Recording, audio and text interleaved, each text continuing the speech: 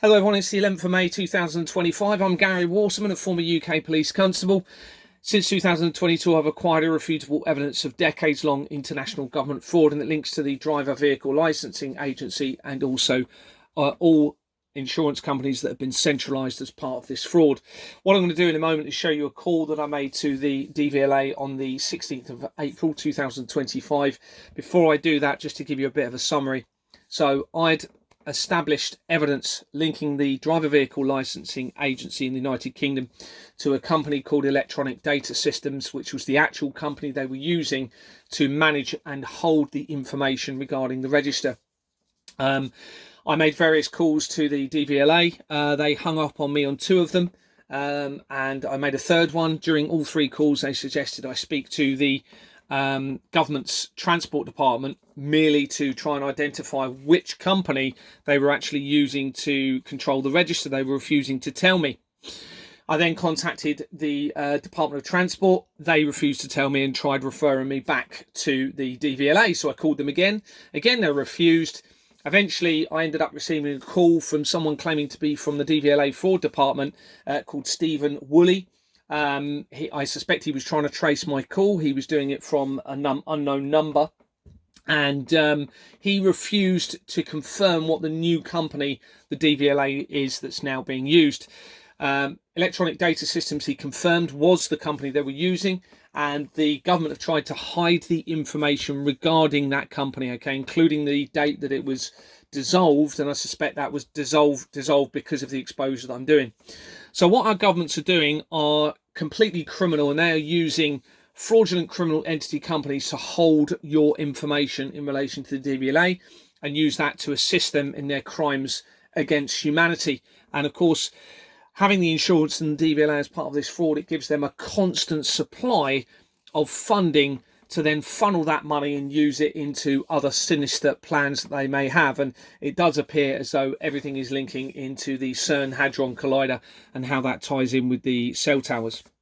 So the police aren't responding to any of the reports, that I'm making. And you're going to see in this call that they try and refer me to the police.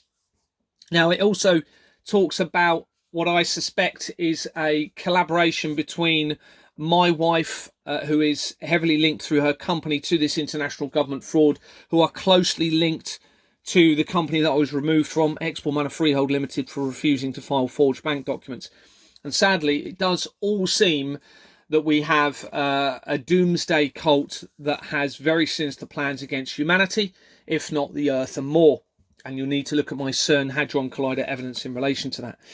So this is the call that I made on the 16th of April.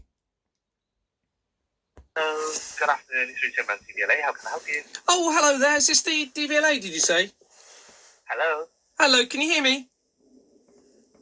Can you hear me? Hello? Yeah, I can hear you. Can you hear me? I can hear you. Can you hear me? I am very faintly. Can you hear me now? I can hear you better now, yes. Oh, sorry, I think I had my, I think I had the speaker covered, the microphone. It's the 16th of April, isn't it, today, I think? Yes. Yes. I had a call from somebody called Andrew Woolley, supposedly from your fraud department, on the 14th of March 2025. Can you confirm he does work for you, Andrew Woolley? I will be honest with you, I couldn't tell you because they have lots and lots of colleagues. What was the call regarding? He works on your fraud department, so it's in relation to concerns of fraud, and I'll come on to that in a minute. But not to worry, so you're not too sure who he is. Okay. Well, Andrew refused to give me the name of the company that the DVLA used to register the details, which is very concerning for me. I'm a former UK police constable, and I'm identifying very serious fraud within the company's house registration systems involving the police, unfortunately, and governments, etc. Can you tell me who the organisation is that holds the information, the company that actually manages your registration system? But I wouldn't know, sir. What I'll do is, I will put you on a brief hold and I'll see if I can find out, okay? Thank you very much. Thank you. I'm just going to skip to where he comes back onto the call. Hello there, thanks for waiting. Okay, so I've been advised that you will have to contact your desk sergeant and possibly a police liaison officer that deals with the DVLA, and they would be able to provide you the information. So sorry, you can't confirm who the company is that you use to manage the registration system? That's correct. Okay, thank you for that. And just to confirm, when insurance is taken out on a vehicle, obviously the system that you hold also then holds information about the insurance, doesn't it, in relation to the vehicle? No, we don't hold any information about insurance. We don't. The insurance company use our database, but they have their own database, I believe. Okay, because I know when the police check a vehicle, they can see the insurance details via the DVLA somehow. I don't, as far as I'm aware, we don't hold any insurance details. Oh, we just hold if the vehicle is insured or not. That's related to the road tax. So if they've got a tax on the vehicle and there's no insurance, okay, that's the only thing we can see. But as far as in terms of like premiums and whatnot, I don't think we hold any information for that. Yes, it's actually the police national computer that holds a lot of that information. There's also local police force information databases that link to vehicles. So you've got various forms of databases that are used in relation to this. Okay, thank you very much. Now, the police have had multiple reports of this. They're ignoring all of the reports, all of it. Okay, this includes, and I know this isn't relevant to you, but this is all linked to international child trafficking and the international conflicts and the taxation system. So what they're able to do is defraud trillions of pounds from the public by the falsification of the company registration, you see. So if I can't establish what company you're using to hold your registrations, how can I register with you? That's like me providing my personal details to a stranger in the police, which of course you don't do. So I don't know how I can insure my vehicle and tax my vehicle if I don't know who I'm paying or who is holding that information about me, which is private information. I didn't word that very well. What I meant to say was the police would advise you not to provide your personal information to somebody that you don't know. Of course I would. And this is exactly the same situation. And they're actually linked to this system of crime and fraud, so it goes against their own advice. So you're not able to tell me who the company is that you use right now on the phone? No, I do apologise. I wouldn't know that. And the police are refusing to confirm it. Your fraud officer, that I've had a call from, is refusing to confirm it. Well, that means I can't tax or insure my vehicle because I can't give my personal details to a company that you're refusing to disclose. Thank you very much for that. Pardon? Okay, no problem, sir. Is your supervisor willing to speak to me, please? My supervisor's not here, sorry.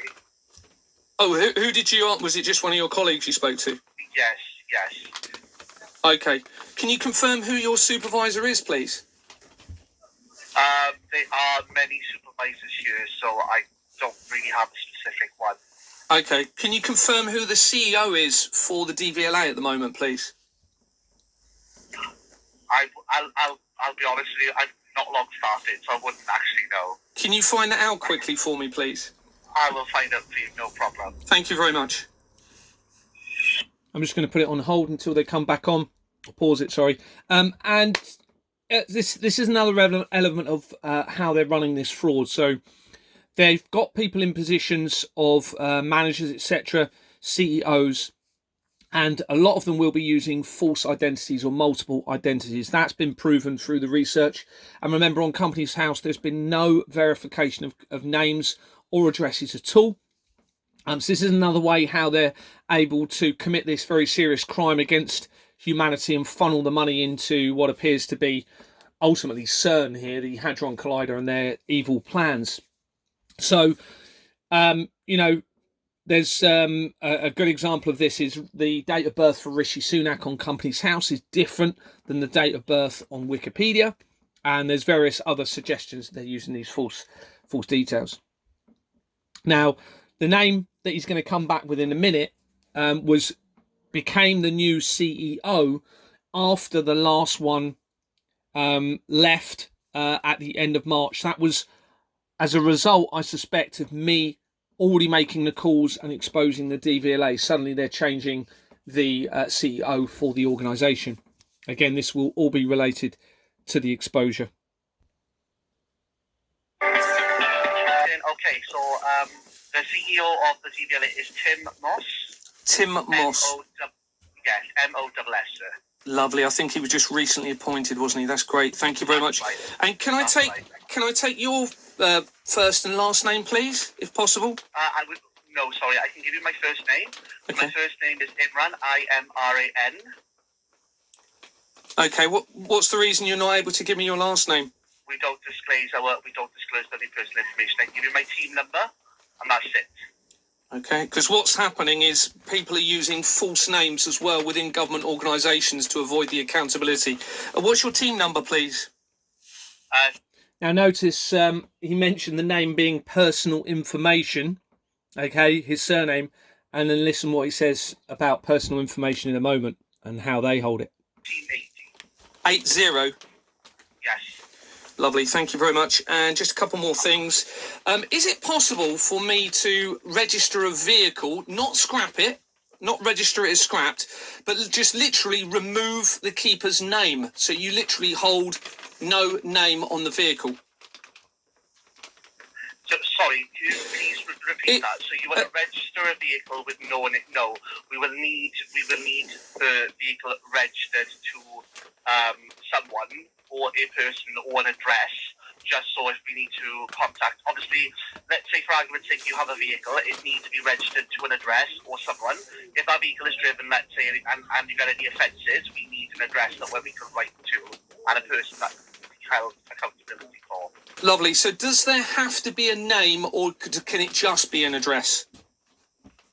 As far as I'm aware, it has to be a name. It could be a business name. It could be in some circumstances, can be a business name, personal name, just so we have someone who is the registered keeper who is accountable for the vehicle. Okay, so this is a very important, and I'm going to come on to why. So just to confirm, you do have to have a name, or you're not sure whether you have to have a name? I'll be honest with you, I'm not 100%. Can you confirm that, please, with somebody? Okay. No sorry, I'm sorry about this. It's very important. I want you to notice how he changes his information in relation to this. And I suspect this is a collaboration between my wife and her family, who are very closely linked to the Freemasons, to the international government fraud, and actually to Expoor Manor Freehold Limited, the company I was removed from for refusing to file forged bank documents. And this all links in very, very quickly to CERN, the Hadron Collider. So you do need a name for it to be registered, either a personal name or a business name. Okay, can you please explain then how my wife has managed to register the vehicle, okay, with no name whatsoever on the vehicle that I've got? Sorry, can you repeat that? So my wife has has managed to remove any name from our vehicle, and I'll give you the registration in a minute so you can check it. Now, it's not been scrapped. I've been told by the DVLA on a previous call that there's literally no keeper and only an address, which should not happen. So that suggests that has been done in collaboration as part of it's a long story, but I suspect they're trying to utilise it to remove my vehicle from the road by deregistering the name, but that should not happen. Now, so we're all aware that I can't live at home, okay, because of the risks involved. And what I suspect has happened is a collaboration between the rapid response teams, which are the groups going around who are linked in very quickly through the research to Expoor Manor Freehold Limited, which links to my wife's family. And of course, now my wife is implicated with what she's been involved in with this. And they threatened, or a particular individual going under the name of Mikey P, but he has multiple identities, threatened to steal my vehicle and also steal my home. and the research surrounding him actually links to elite companies back into the international child trafficking and into the international fraud against humanity. So it's all connected very, very, very quickly. So the removal of my name, which my wife lied about, I suspect was a collaborative attempt with the DVLA and the organisations running our criminal system to remove my van and be able to silence me through doing that. I'm going to give you my registration. Is that okay? Right, did you just say it was your wife's vehicle? No, it was in my wife's name. She claimed to have registered it in my name, but lied, because I then contacted the DVLA and there's no name registered. I'll give you the registration now, just so you can confirm that. Is that okay? What's the vehicle registration number, please? Okay. What was the make and model of the vehicle, please? And okay. So I can confirm that there isn't a registered keeper on there. Now, these circumstances happen when the only very few circumstances that these happen is, let's say if I had a vehicle registered to my name and if I passed away, if they use the tell us once service to say this person owned this vehicle, they passed away, they are then taken off the record, okay? And then what happens is you just wait for someone, whoever wants to take possession of the vehicle, to then re-register the vehicle in their name. Or, in some circumstances, what happens is, let's say it was your vehicle, and let's say you turned around and you said, you can send in a letter to say, I don't own the vehicle anymore. If you didn't know my details, let's say I purchased the vehicle off you, but you didn't know my details, that would be another case where the vehicle wouldn't have a name on it, but at some point it will have to be registered, because basically when it hasn't got a registered keeper, even though you say now if you had a vehicle with no registered keeper, as it goes down the line, it will only let you tax for a certain amount of time, and then it won't let you tax it, which means you won't be allowed to drive it. Right, okay. So we do give people a grace period where they don't have to register the name or address, but it does run out. They can't just keep the vehicle with. Now, because of this international government fraud at the heart of all of this, so I'm just eating some nuts, the forgery of the register, every fine is criminal, okay, that's ever been issued in relation to vehicles, every seizure, okay, of a vehicle for having no insurance is theft, because the original deception through the forgery of Companies House, which all insurance companies are linked to, the DVLA are connected to, etc., linking into child trafficking, into international conflicts, into international terrorism, okay, you cannot force somebody to pay into a criminal system where it's forgery and criminality at its very heart. Okay, you can't. There's no legal way of doing that. So everything they have done is a crime. All right. This includes the register of the birth certificates, the register of marriages. Everything is set up as part of this very evil system in place that is funneling money into what appears to be their very sinister end plan. No address and no name and keep on driving it. Because, and another thing will be, is that if you're driving the vehicle without a name or an address, let's say the police is checking for insurance forever, the police will then pull you over and you could be fined. Okay. Because you always got to make sure that obviously the vehicle is compliant and it's your name and address. So there are things in place. There are certain situations where you won't have a name and an address, but we put these circumstances in place for, obviously, like I said, when people pass away, there's certain exceptional circumstances. Okay, well, nobody's passed away in this situation. It's literally my wife has removed any name. Yeah, what she's possibly done is she's possibly sent the letter in to say she doesn't own the vehicle anymore, it's not in her possession, but she hasn't provided the details of whether owns the vehicle. So as far as we're concerned, we've just taken them off the record, and then what we're doing now, we're just waiting to see if someone will register the vehicle. If the vehicle is sighted on the road, we will do extra checks then to see where was the vehicle sighted, and then maybe then we can clarify with the insurance company. So none of those situations are relevant to this. I have a message from my wife, which is a lie, as I've said.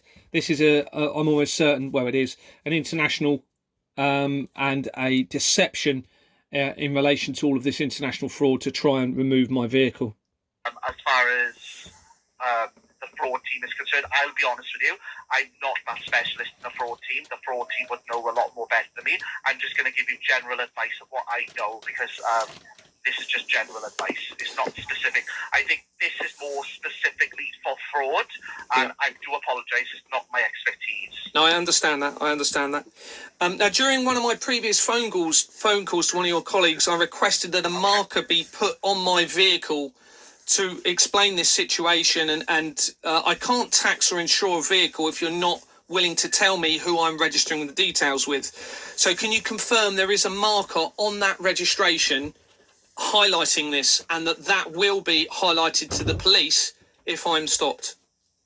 No, sorry. In terms of marker, what sort of marker? I don't understand what you mean by... Well, because somebody informed me that there would be, so I can't tax or insure my vehicle if you're refusing to tell me who the company is that holds that information. That's like me giving my information to a stranger on the street.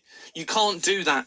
There needs to be accountability and liability with the holding of information under the Data Protection Act, and not only that, but in relation to criminal fraudulent offences.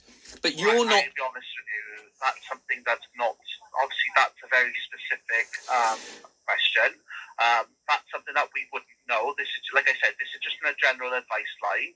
We don't, that's something I don't know whether general information is held, or whether, as far as I'm concerned, it's held in the database and it's the government. So obviously, I don't know, it could be very sensitive information, and obviously we are not told that, and again, we're not allowed to leak that out.